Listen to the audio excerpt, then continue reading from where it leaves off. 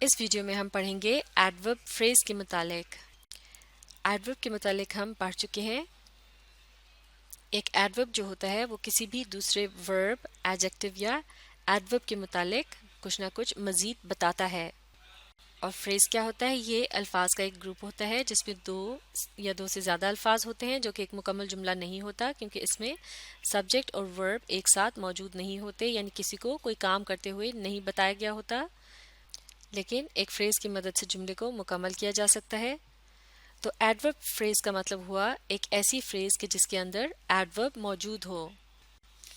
اس example کی مدد سے سمجھنے کی کوشش کرتے ہیں۔ They sing beautifully، یعنی وہ خوبصورتی سے گاتے ہیں۔ اس جملے میں they کا لفظ جو ہے یہ کیا ہے؟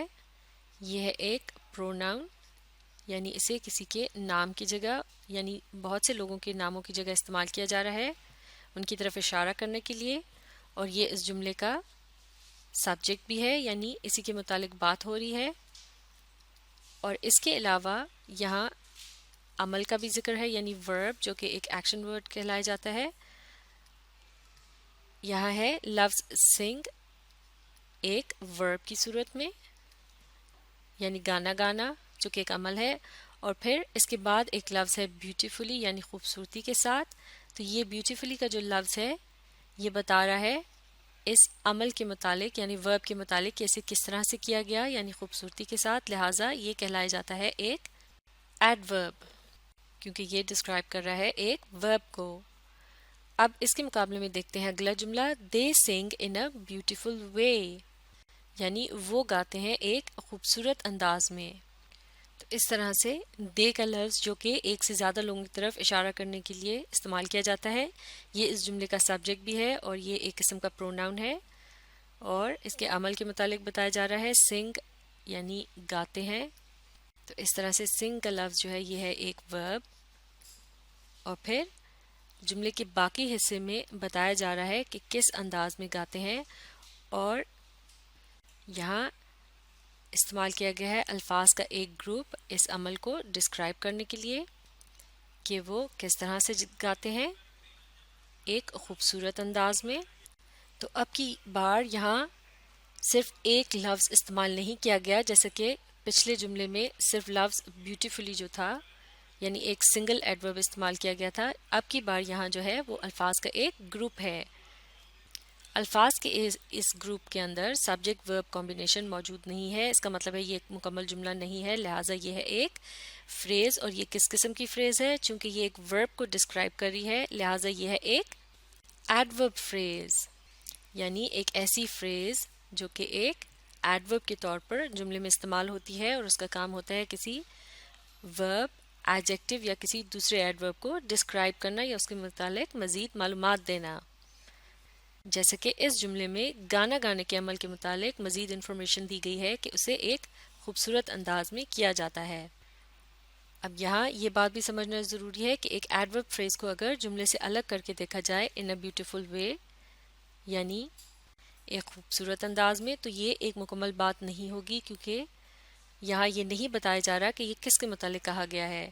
لیکن جب اسے دے سنگ کے الفاظ کے ساتھ استعمال کیا جائے تو یہ جملہ بن جاتا ہے دے سنگ ان اے بیوٹیفل وے، یعنی وہ ایک خوبصورت انداز میں گاتے ہیں۔ تو اب یہ ہے ایک مکمل بات۔ تو اس کا مطلب یہ ہوا کہ ایک ایڈورب فریز کی جملے کے باہر یا الگ سے تو کوئی خاص حیثیت نہیں ہوتی، کیونکہ اس سے کوئی خاص مطلب سمجھ نہیں آتا، لیکن ایک جملے کو مکمل کرنے کے لیے یہ بہت اہم ہوتی ہے۔ اسی طرح سے دیکھتے ہیں یہ ایک اور ایگزامپل، they went there، یعنی وہ وہاں گئے۔ تو یہاں they کیا ہے؟ یہ ہے ایک پروناؤن جو کہ سبجیکٹ بھی ہے، اور went کیا ہے؟ یہ ہے ایک ورب، اور اس جملے میں لفظ there جو ہے یہ بتا رہا ہے کہ کس جگہ وہ گئے۔ تو یہ ڈسکرائب کر رہا ہے went کو۔ اس طرح سے چونکہ یہ ایک ورب کو ڈسکرائب کر رہا ہے، لہٰذا یہ کہلایا جائے گا ایک ایڈورب۔ تو اس جملے میں ایک سنگل ایڈورب موجود ہے جو کہ ورب کو ڈسکرائب کر رہا ہے، اور چونکہ یہاں ایک سبجیکٹ بھی موجود ہے، یعنی جس کے متعلق بات ہو رہی ہے، تو اس طرح سے یہ ہے ایک مکمل جملہ یا پوری بات۔ اب اس کے مقابلے میں دیکھتے ہیں یہ دوسرا جملہ they went to that place یعنی وہ گئے اس جگہ پر. تو یہاں بھی they جو ہے یہ پروناؤن ہے جسے سبجیکٹ کے طور پر استعمال کیا گیا ہے یعنی جس کے متعلق بات کی جا رہی ہے. اور went کا لفظ جو کیا ہے یہ ہے ایک ایکشن یعنی اسے کہیں گے verb.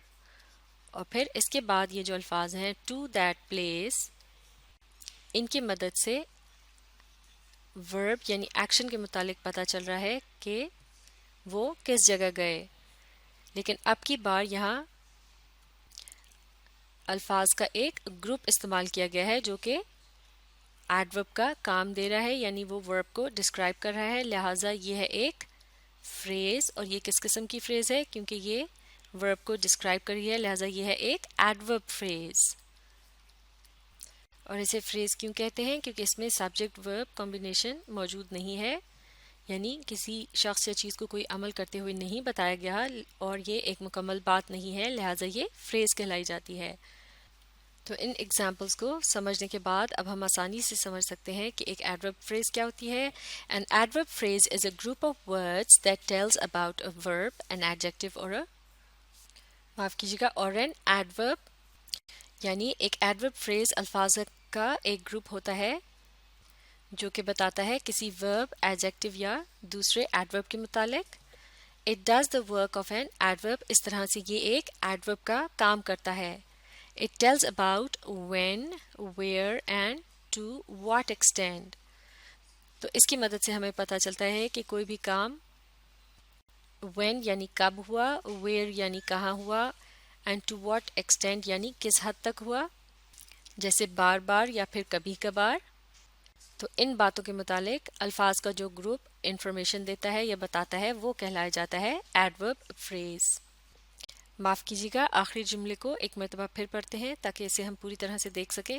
It tells about when, where and to what extent یعنی ایک ایڈورب فریز جو ہوتی ہے وہ ہمیں بتاتی ہے کہ کوئی بھی کام when یعنی کب ہوا, where کہاں ہوا and to what extent یعنی کس حد تک ہوا. extent کہتے ہیں حد کو جیسا کہ کبھی کبھار یا پھر روزانہ جیسے الفاظ جو ہیں ان سے ہمیں پتہ چلتا ہے کہ عمل کب کب ہوا.